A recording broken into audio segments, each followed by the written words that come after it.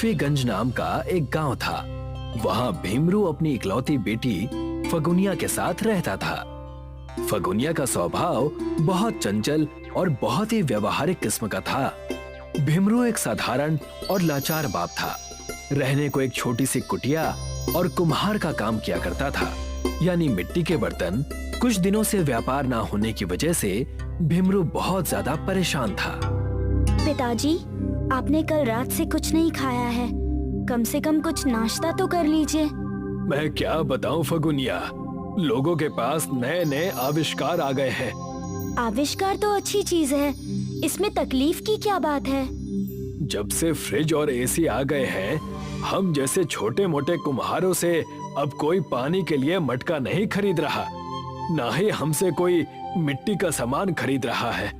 आप चिंता क्यों कर रहे हैं पिताजी, मैं हूँ ना, मैं आपका बहुत अच्छे से ख्याल रखूंगी। तुम्हें अच्छी तरह पता है, मुझे रात को दिखाई देना भी बंद हो गया है। भीमरू को फगुनिया की शादी की चिंता भी सताया करती थी। एक दिन फगुनिया को देखने लड़के वाले आए।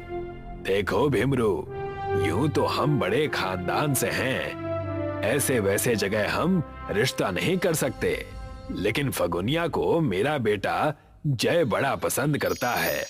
हाँ हाँ, वरना हम जैसे अमीर तुम्हारे गांव में कदम भी नहीं रखते।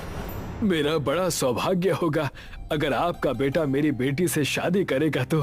उतने में वहां पर फगुनिया चाय की प्लेट और सूखे गले बिस्किट लेकर आती है। ये क्या मजाक है भीमरू, तुम हमारे घर मिट्टी के बर्तन और मटका लेकर आते थे, इस वजह से हमारी तुमसे जान पहचान है, तो क्या अब तुम हमें ये बासी बिस्किट और ये गंदी चाय पिलाओगे? समझे जी, माफ कीजिएगा, मेरे घर बस यही है। वो क्या है कि मेरी दुकान भी बहुत दिनों से चल नहीं रही है।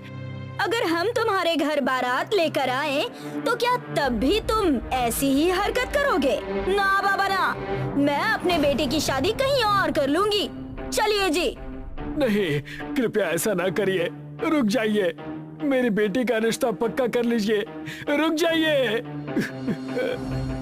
भीमरू के लाख रोकने पर भी लड़के वाले नहीं रुके। इस सदमे की वजह से भीमरू रोने लगा। पिताजी, आप रो क्यों रहे हैं? ये तो बहुत छोटी सी बात है, लेकिन मैं आपको छोड़कर कभी नहीं जाऊंगी।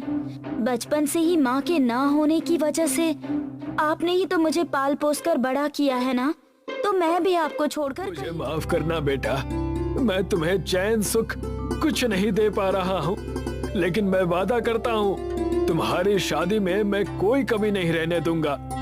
इतना कहकर भीमरू अपने अटके हुए मिट्टी के बर्तन के पैसे लेने जाता है। वही वो एक अपनी पुरानी ग्राहक जो कि बड़ी अमीर है, उनसे मिलता है। बड़ी मालकिन, मुझे मेरी बेटी की शादी करनी है, मेरे पास खाने तक को पैसे नहीं है। भीमरू, मैं तुम्हारी इसमें कैसे मदद करूं? मिट्टी के सामान अब ज्यादातर गांव में कोई नहीं खरीदता। मैं फिर भी कोशिश करूंगी कि तुम्हें जल्द से जल्द पैसे मिले और तुम्हारा व्यापार ज्यादा हो, ठीक है?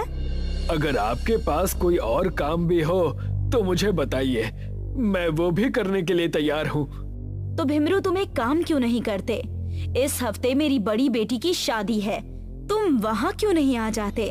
खाना बनाने में हलवाइयों की मदद कर देना और बाकी के छोटे मोटे काम में हाथ बटा देना। आपकी बड़ी मेहरबानी होगी मालकिन, बड़ी मेहरबानी। और ठीक वैसा ही हुआ। भीमरू हलवाइयों को खाना बनाने में उनकी मदद करने लगा।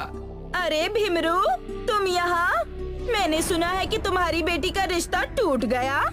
अब मैं आपसे क्या कहूँ, यूँ समझ लीजिए कि जवान बेटी सर पर टेंशन है। अब अगर बुरा न मानो तो अपनी बेटी फगुनिया की शादी मेरे बेटे प्रवीण से क्यों नहीं करवा देते? प्रवीण फगुनिया के साथ ही स्कूल में पढ़ा था और अब बड़ा कामयाब लड़का बन गया है। शहर में ट्रक चलाने का काम करता है। क्या सच? अगर ऐसा है तो देर किस बात की? चटमंगनी पट ब्याह। मैं अगले सोमवार को ही तुम्हारे घर आऊंगी।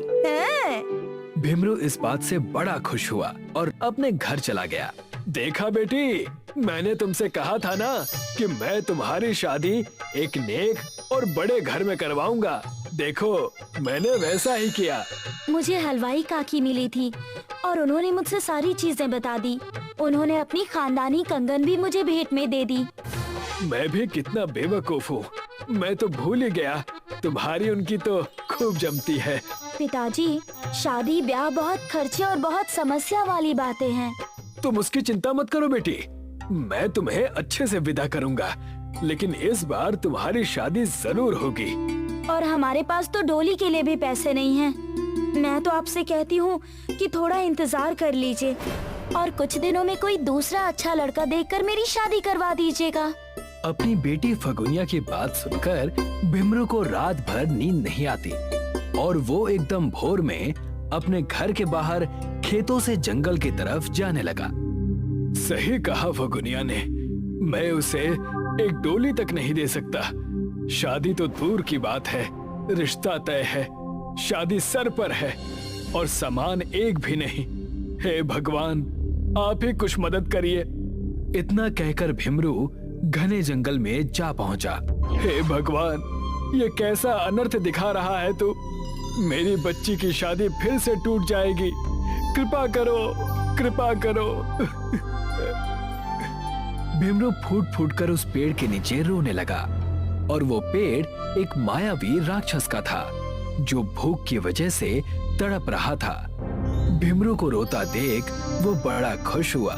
अगर भगवान आपने मेरी मदद नहीं की तो यही इसी मिट्टी पर अपनी जान दे दूंगा। भीमरू के इतना कहते ही वहां पर उस पेड़ से एक बड़ा सा भूत सामने आ गया और कहने लगा, तुम इंसानों का कुछ समझ नहीं आता। तुम कौन हो और बोल कैसे रहे हो? मैं जो भी हूँ, अच्छा हुआ तुम यहाँ आए हो। अब मैं तुम्हें खा जाऊंगा। खा जाओ, मैं हूँ ही हालातों का मारा। क्यों भाई, ऐसा क्या हो गया? तब जाकर भीमरू ने उस पेड़ वाले भूत को सारी बातें बताई। अरे भाई, ये तो बड़ी दुख की बात हो गई। तुम जैसे दुखी आत्मा को मुझे खाकर भी मजा नहीं आएगा। मैं भी रोता रहूंगा, लेकिन मैं इसमें तुम्हारी एक मदद कर सकता हूँ। कैसी मदद? इस पेड़ के नीचे जो मिट्टी है वो आम मिट्टी नहीं है, जादुई मिट्टी है। मैं जब इंसान था तब मैंने सारे सोने इसी मिट्टी में छुपा कर रखे थे। तुम उस मिट्टी से जो भी सामान बनाओगे वो बनने के कुछ ही समय बाद सोने का हो जाएगा। धन्यवाद भूत भाई, मैं तुम्हें दोबारा आकर मिलूंगा। छी छी, ये सब मत करो, जाकर अपनी बेटी का ध्यान रखो। भीमरू वहां से अच्छी खासी मिट्टी लेकर घर चला गया और उस मिट्टी से बहुत सुंदर और बहुत ही अच्छी डोली बनाई जो पूरी तरह से मिट्टी की थी। शादी का दिन आ गया। हलवाइन के लड़के प्रवीण से फगुनिया की शादी भी हो गई। बस उसकी विदाई बाकी थी।